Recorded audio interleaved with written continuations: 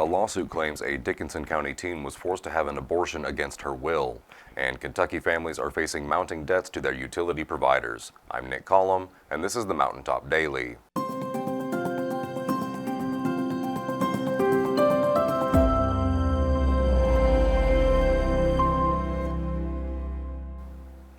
A trial date has been set in a lawsuit against a Virginia abortion clinic over claims that the staff pressured a Dickenson County teen to have an abortion against her will. Sheldon spoke with the attorney representing the teen to learn more about the case. Yes, she knew that, she's there crying and can't leave. And she says, the only way I'm getting out of here is to take this pill. And she knew that taking the pill would ultimately terminate the pregnancy. A trial date has been set to hold Bristol, Virginia-based clinic Bristol Women's Health to task for an alleged abortion on a 16-year-old Dickenson County girl her attorney says was unwanted and unlawfully performed there in January of 2023. The victim's attorney, Tim McAfee, talked with us Thursday about the specifics of the case. Even if someone had wanted and was able to legally consent to abortion, there may be some indication that the use of these pills would not have been an appropriate use of the procedure. So that all occurred, and the parents were not informed until months later. She was at the clinic an estimate maybe 20 to 30 minutes. Most of that was her trying to leave and indicating that she did not want to have an abortion. The social service worker was there, and she actually fled and ran out of the clinic multiple times and was brought back into the clinic. They were able to convince her that if she'll just take this pill, she'll be able to free to leave.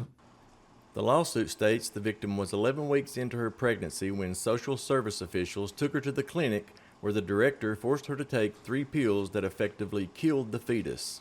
Defendants named in the lawsuit include the director of the clinic, Olivia Nichols, and in-house doctor of osteopathy, Marie Pereira. The social service worker had indicated to her that she had had some personal experience with this issue, and that she thought it would be best for her to terminate the pregnancy because she was 16. Even the abortion clinic, when you read their version of what happened in the clinic, is that she did not want an abortion. She was very traumatized by the whole deal being there. And the information I have is that when she was asked to sign the consent, she refused to sign the consent, and someone signed her name to it. McAfee said the victim is doing well as can be expected and that he is personally shocked that such a procedure could take place to begin with, saying he believes the case could also warrant criminal charges. It's been up and down, as you might expect. She's quite traumatized by the whole ordeal. She keeps a picture of her baby, the ultrasound picture of her baby in her bedroom. She gets quite emotional when she's asked to talk about it. She's probably going to be mostly scarred for life as a result of having a forced abortion. The trial is set to begin on March 2nd, 2027 in Abington, Virginia. Calls to Bristol Women's Health went unreturned. Reporting for Mountaintop News, I'm Sheldon Compton. Utility debt is becoming a serious problem in rural Kentucky. A new report from the advocacy group Protect Borrowers shows the average overdue utility balance in the state is now about $549, with more than 127,000 Kentucky households behind on their bills. Protect Borrowers Policy Director Aisa Controla Banez says raising energy costs are taking a bigger bite out of family budgets, with bills jumping an average 26% in Kentucky in recent years. Advocates say the problem is piling onto other financial pressures, including medical and student loan debt. With wage garnishment resuming this year for some federal student loan borrowers, Banez says utility debt is adding to an already heavy burden. Nationwide, about 1 in 6 households was behind on utility bills by late 2025, with total household energy debt estimated at $23 billion, according to the National Energy Assistance Directors Association. Coming up after the break. Big Sandy Community and Technical College is hitting the road to reach new students. We'll tell you about their enrollment fairs when the Mountaintop Daily continues. But first, sports and weather.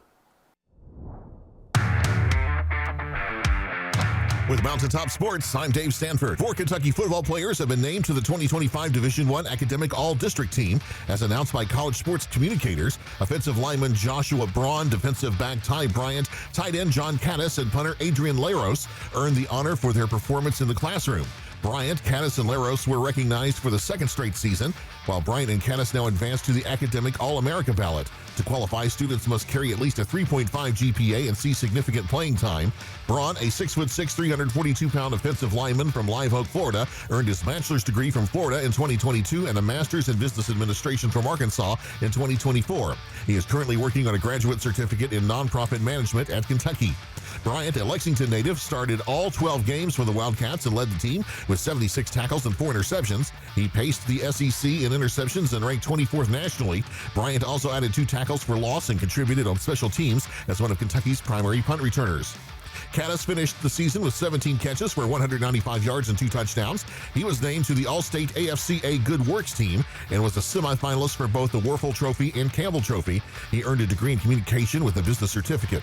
Laros averaged 44.5 yards on 40 punts with a long of 58. The South African finished second in school history in career punting average and holds a double major in finance and accounting. At the NAIA level, the University of Pikeville pushed its win streak to 14 with a 93-75 victory over Johnson University Wednesday night at the Appalachian Wireless Arena. UPike improves to 15-2 on the season and remains unbeaten in AAC play at 9-0. After a tight first half, the Bears broke things open with a dominant second half, building a lead that reached as many as 26. Bradley Bunch and Zion Blevins led UPike with 18 points apiece, while 3 other Bears reached double figures. UPike returns to action Saturday afternoon, hosting Carolina University with tips set for 2 p.m. For sports coverage, follow Mountaintop Sports on Facebook or visit mountaintop.news and click on the Sports tab. With Mountaintop Sports, I'm Dave Stanford.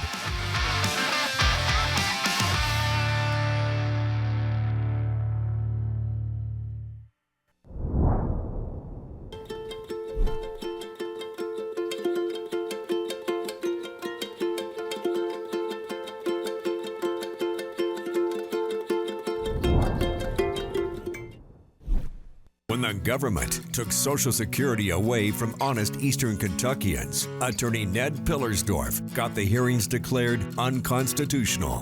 When the women guards were harassed at Little Sandy Jail, Ned fought back, securing a $1 million verdict at trial. And when the state tried to shut down Cordia School, Ned fought back and kept the school open. Attorney Ned Pillersdorf fights for the underdog, and he's ready to fight for you. Hey, it's Kristen from Appalachian Wireless. We don't just sell 5G and wireless plans, we build them, we service them, and we've been laying the foundation for connectivity right here in our region for over 30 years. From the mountains to the haulers, this is the network built by the people who live here, work here, and believe in keeping our communities connected. Want to know how you can experience the region's best and locally owned network? Visit us at one of our retail locations today, or head online to see all the ways we can help you stay connected. Because we're not just your wireless provider, we are you. We are Appalachian Wireless. Big Sandy Community and Technical College is holding a series of enrollment fairs starting tomorrow, and they're going out into the community to reach new students. Robin spoke with the school's president to find out more. In an effort to make education more accessible to students of all ages, Big Sandy Community and Technical College is holding an open enrollment fair this weekend. Our motto is we've got to meet students where they are, and that has a lot of different, meanings and connotations. But one of those is physically where they are. And so we thought, what if we, instead of doing the traditional enrollments from 8 to 4 here on campus in our offices, that sometimes maybe people don't know where they are, or maybe they can't get there. What if we took the enrollment to the student? Advisors will be available at the Johnson and Pike County Libraries, as well as the Prestonsburg campus this Friday and Saturday to answer questions about classes, career paths, and financial aid. Be honest, college is expensive, but between the federal aid that's available, we have scholarships in our foundation. We've got the Kentucky Work Ready Scholarship that's available, and also our dual credit high school scholarships.